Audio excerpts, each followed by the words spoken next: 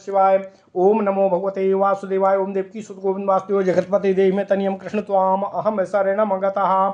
अथ श्रीमद् वाल्मीकि रामायण प्रथम खंड द्वितीय सोपान अयोध्या कांड एकाधिक शततमः सर्गः।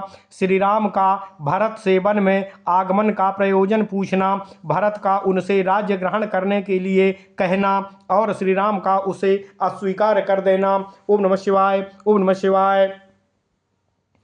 तम तु रामः समाज्ञाय भ्रातरम गुरुवत्सलं लक्ष्मणेन सह भ्राता प्रष्टुं समुपचक्रमे। किमेतदीक्षेम्यहं श्रोतुं प्रव्याहृतं त्वया यस्मात् त्वामागतो देशमिमं चिरजटाजिनी। यन्निमित्तमिमं देशं कृष्णाजिनजटाधरः हित्वा राज्यं प्रविष्टस्त्वं तत्सर्वं वक्तुमर्हसि। इत्युक्ता कैकेयी पुत्रा काकुत्स्थेन महात्मना प्रगृह्य बलवद्भूयः प्राञ्जलिर्वाक्यं ब्रवीतो। आर्यं तातः परित्यज्य कृत्वा कर्म सुदुष्करं गतः स्वर्गं महाबाहु पुत्रशोकाभिपीडितः। स्त्रियः नियुक्ता कैकेय्या मम मात्रा परम तप चकार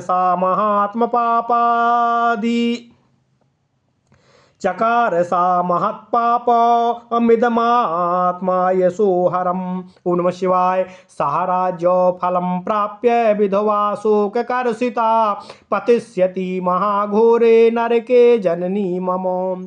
तस्य मेधास भूतस्य प्रासादं कर्तुमर्हसि अभिषिञ्चस्व चाद्यैव राज्येन मघवानिव। इमाः प्रकृतयः सर्वा विधवा मातरश्च याः त्वत्सकाशामनुप्राप्ता प्रसादं कर्तुमर्हसि। तथानुपूर्व्या युक्तश्च युक्तं चात्मनि मानद राज्यं प्राप्नुहि धर्मेण सकामानो सुहृद कुरुः। भवत्वो विधवा भूमिः समग्रः पतिना त्वया शशिना विमलेनेव सारदी रजनी यथा। एभिश्च सचिवैः सार्धं शिरसा याचितो मया भ्रातुः शिष्यस्य दासस्य प्रसादं कर्तुमर्हसि। तदिदं शाश्वतं पितृं सर्वं सचिवमण्डलं पूजितं पुरुषव्याघ्रः नातिक्रमितुमर्हसि। एवमुक्त्वा महाबाहु सवास्पः कैकेयीसुतः रामस्य शिरसा पादौ जग्राह भरतः पुनः। तम्मत्तमिव मातंगं निःश्वसन्तं पुनः पुनः भ्रातरं भरतं रामः परिष्वज्येदं ब्रवीतो। कुलीनः सत्त्वसम्पन्नस्तेजस्वी चरितव्रतः राज्यहेतो कथं पापोमाचरेण माद्विधो जनः। नादोषं त्वयि पश्यामि सूक्ष्ममप्यारिसूदन नाचापि जननीं बाल्यात् त्वं विगर्हितुमर्हसि। नादोषं त्वयि पश्यामि सूक्ष्ममप्यारिसूदना नाचापि जननीं बाल्यात् त्वं विगार्हितुमर्हसि।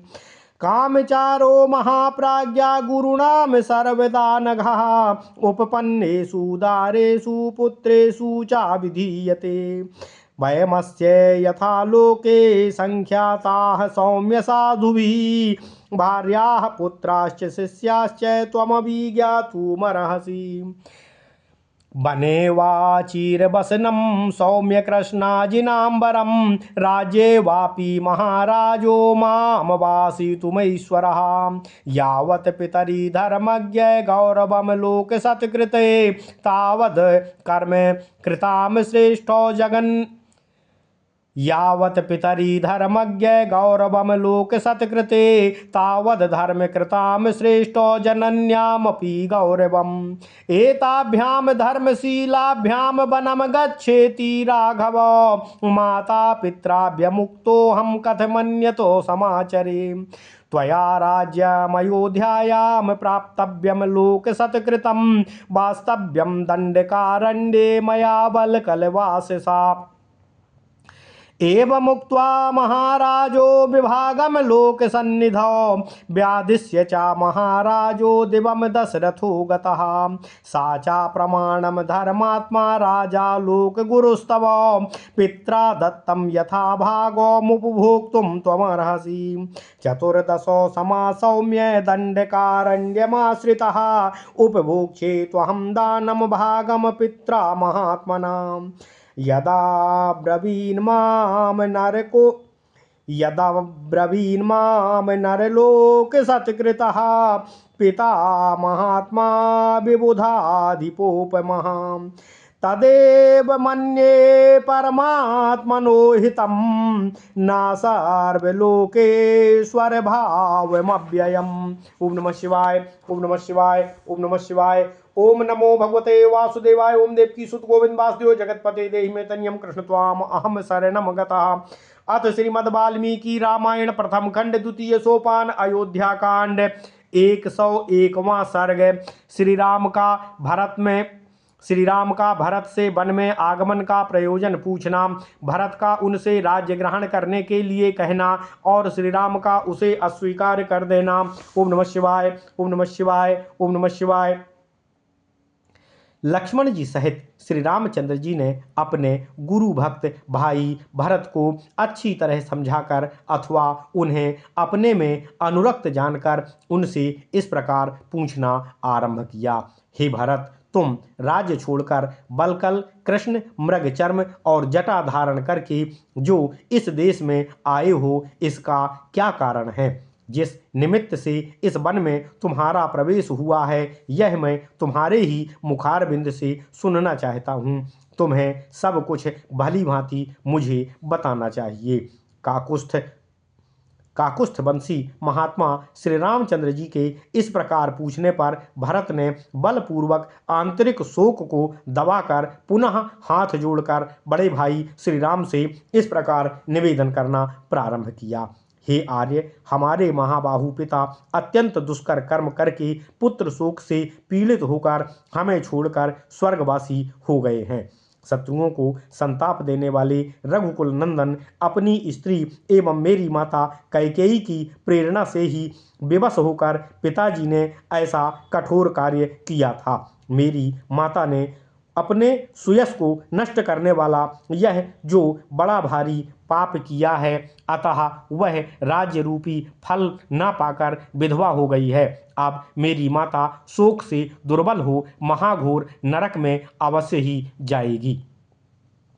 अब आप अपने दास स्वरूप मुझ भरत का कृपा कीजिए और इंद्र की भांति आज ही अपने राज्य को ग्रहण करने के लिए अपना राज्याभिषेक संपन्न कराइए।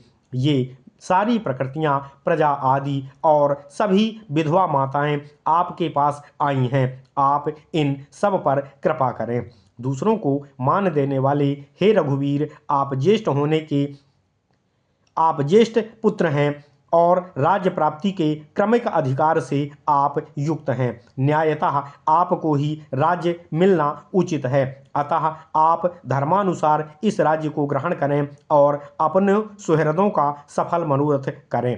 जैसे आप जैसे पति से युक्त हो, यह संपूर्ण वसुधा अयोध्या सहित वैधव्य से रहित हो जाए और निर्मल चंद्रमा से सनाथ हुई शरतकाल की रात्रि के समान शोभायमान होने लगेगी। मैं इन समस्त सचिवों के साथ आपके चरणों में मस्तक रखकर आपसे विनयपूर्वक यह याचना करता हूँ कि आप इस राज्य को ग्रहण करें। मैं आपका भाई, मैं आपका शिष्य और मैं आपका दास हूँ और दास बनकर ही आपके साथ रहना चाहता हूँ। आप मुझ पर कृपा करके इस राज्य को स्वीकार करें।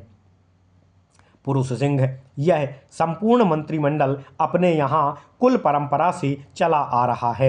ये सभी सचिव पिताजी के समय से ही हैं। हम सदा से इनका सम्मान करते आए हैं, अतः आप भी इनकी प्रार्थना को स्वीकार करते हुए इनका सम्मान करें। ऐसा कहकर कैकेयी पुत्र महाबाहु भरत के नेत्रों से आंसू बहने लगे और पुनः श्री रामचंद्र जी के चरणों में माथा टेकते हुए उन्होंने उनके चरणों में पुनः साष्टांग प्रणाम किया। उस समय वे मतवाले हाथी के समान बारंबार लंबी सांस खींच रहे थे तथा तब श्री राम ने भाई भरत को उठाकर अपने हृदय से लगा लिया और उनसे इस प्रकार कहा, हे भाई, तुम ही बताओ, उत्तम कुल में उत्पन्न सत्वगुण संपन्न तेजस्वी और श्रेष्ठ व्रतों का पालन करने वाला मेरे जैसा मनुष्य राज्य के लिए पिताजी की आज्ञा का उल्लंघन रूप पाप कैसे कर सकता है। हे शत्रुसूदन, मैं तुम्हारे अंदर थोड़ा सा भी दोष नहीं देखता हूँ।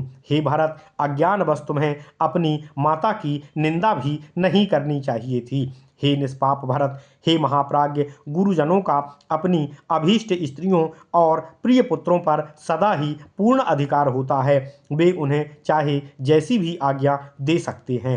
हे सौम्य, माताओं सहित हम भी इस लोक में श्रेष्ठ पुरुषों द्वारा महाराज के स्त्री पुत्र और शिष्य कहे गए हैं, अतः हमें भी उनको सब तरह की आज्ञा देने का अधिकार था। अब इस बात को तुम भी समझने के योग्य हो। हे सौम्य, महाराज मुझे बलकल वस्त्र और मृग चर्म धारण कर वन में ठहरावें या राज्य पर बिठावें, यह दोनों ही बातों के लिए वह सर्वथा समर्थ थे। हे धर्मज्ञ, धर्मात्माओं में श्रेष्ठ हे भरत, मनुष्य की विश्ववंद्य पिता में जितनी गौरव बुद्धि होती है उतनी ही माता में भी होनी चाहिए। हे रघुनंदन, इन धर्मशील माता और पिता दोनों ने जब मुझे वन में जाने की आज्ञा दी है, तब मैं उनकी आज्ञा के विपरीत दूसरा और भी कोई बर्ताव कैसे कर सकता हूँ। हे भरत, तुम्हें अयोध्या में रहकर समस्त जगत के लिए आदरणीय राज्य प्राप्त करना चाहिए और मुझे बलकल वस्त्र धारण करके दंडकारण्य में रहना चाहिए। यही हमारे माता और पिता दोनों की आज्ञा और इच्छा थी, क्योंकि महाराज दशरथ बहुत लोगों के सामने हम दोनों के लिए इस प्रकार पृथक पृथक की दो आज्ञाएं देकर स्वर्ग को सिधारे हैं। इस विषय में लोक गुरु धर्मात्मा राजा ही तुम्हारे लिए प्रमाणभूत हैं। उन्हीं की आज्ञा तुम्हें माननी चाहिए और पिता ने तुम्हारे हिस्से में जो कुछ दिया है उसी का तुम्हें यथावत रूप से उपभोग भी करना चाहिए। हे सौम्य, 14 वर्षों तक दंडकारण्य में रहने के बाद ही महात्मा पिता के दिए हुए राज्य भाग का मैं उपभोग कर सकूंगा। ओम नमः शिवाय। मनुष्य लोक में सम्मानित और देवराज इंद्र के तुल्य तेजस्वी हमारे महात्मा पिता ने मुझे जो वनवास की आज्ञा दी है उसी को मैं अपने लिए परम हितकारी समझता हूँ। उनकी आज्ञा के विरुद्ध सर्वलोकेश्वर ब्रह्मा का अविनाशी पद भी मेरे लिए श्रेयस्कर और उचित नहीं है। अर्थात मैं पिता की आज्ञा का पूर्णतः पालन करते हुए 14 वर्ष तक वन में ही निवास करूंगा और तुम्हें अयोध्या के राज्य का भोग करना ही तुम्हारे लिए श्रेयस्कर है। ओम नमः शिवाय। इत्यार्षे श्रीमद् रामायणे वाल्मीकिये आदि काव्ये अयोध्या कांडे एकाधिक शततमः सर्गः। इस प्रकार श्री वाल्मीकि निर्मित आर्ष रामायण आदि काव्य के अयोध्या कांड में 101वां सर्ग पूर्ण हुआ। ओम नमः शिवाय। ओम नमः शिवाय। ओम नमः शिवाय। ओम नमो भगवते वासुदेवाय। ओम देवकी सुत गोविंद वासुदेव जगतपते देहि में तनियम कृष्ण त्वाम अहम शरणम गतः।